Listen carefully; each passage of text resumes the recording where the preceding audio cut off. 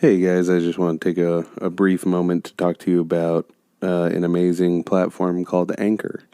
It is actually what I use for this podcast and another podcast. And for a while, it was extremely hard for me to find the right host, the right service.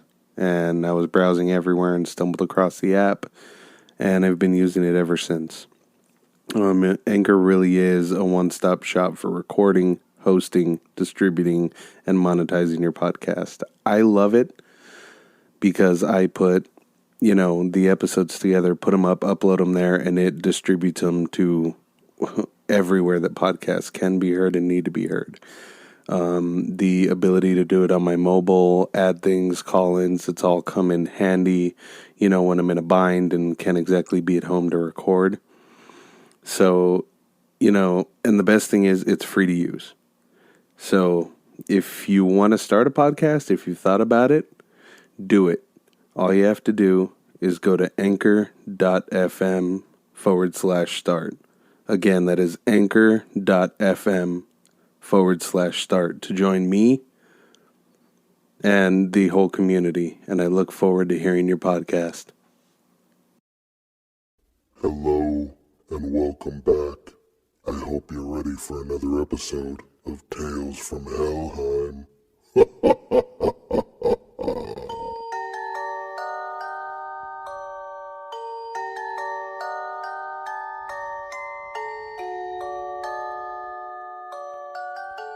In my room, my sister Penny was always afraid of the upstairs at our house.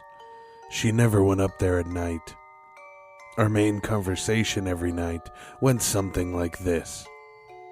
Penny, Buffy, go upstairs and find me my white sweater, black jeans, and leather jacket. The clothing items would change from night to night, but I was always asked to get her things. But she would not go up without an adult after dark. Me, why can't you go get them? Penny, because something is up there. Me, I sleep up there, nothing has happened to me. Penny, just wait, someday it will. Okay, I will admit it is creepy as hell up there.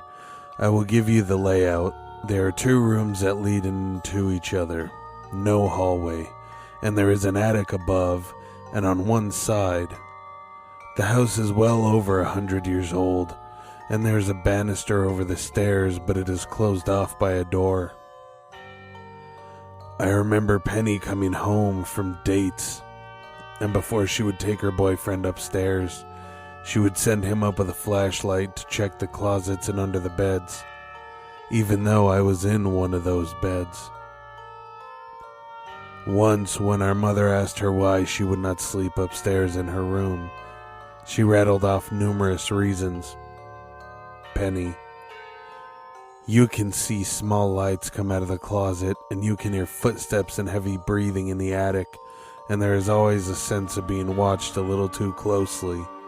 Me, that is ridiculous. I have never seen anything or heard anything. You should stop letting her sleep on the couch every night.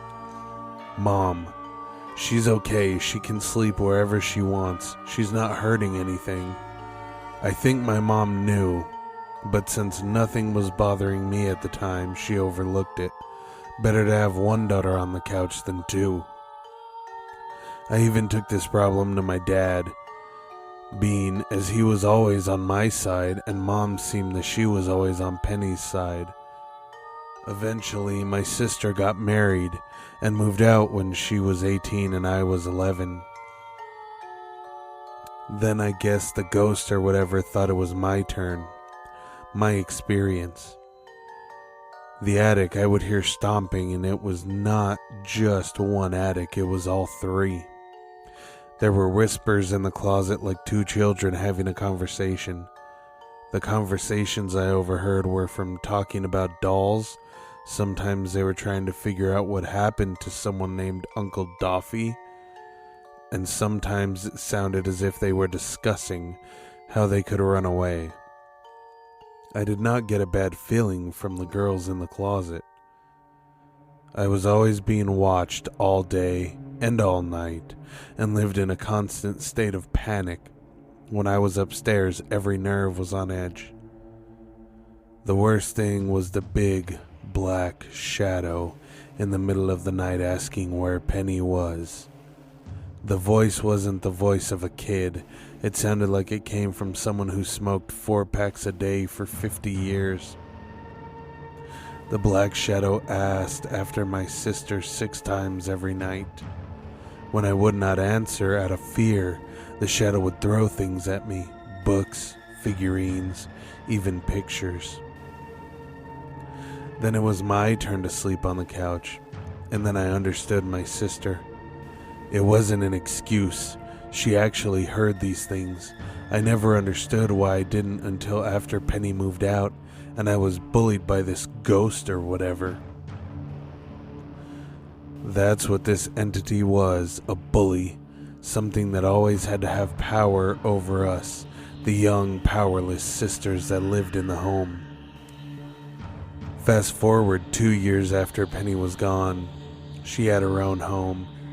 My oldest sister, Jenny, couldn't afford the house she was renting due to being in the middle of a divorce. Brought her 3 kids and moved in with us.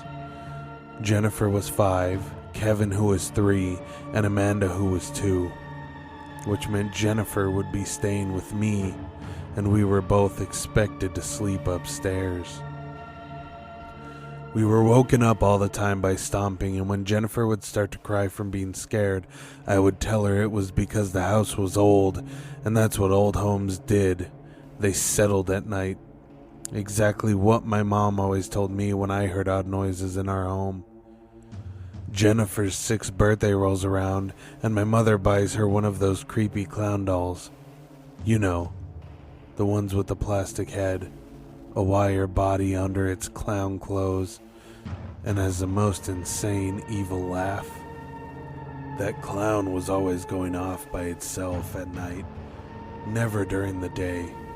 One night I decided I had had enough, so I got out of bed and went over to take the batteries out. When I opened the battery pack, no batteries were inside. I told my mom and older sister, but no one cared, or they thought it was an overactive imagination. Penny believed me. So the next day I got up, threw it in the attic, but it would still go off in the middle of the night. Then one day I came home, and the doll was out of the attic and sitting on the chair across from my bed. When I asked who put it there, no one knew. We ended up burning that doll. Penny came and burned sage in our home. Now that I am grown up, my kids who like to stay with my mom always tell me about their being moved and their chargers being jerked from the wall. But I still feel that it waits to this day for Penny to come home. Maybe because she feared it most? I don't know. But I know that bully brought me a lot closer to my sister, whom I couldn't possibly live without now.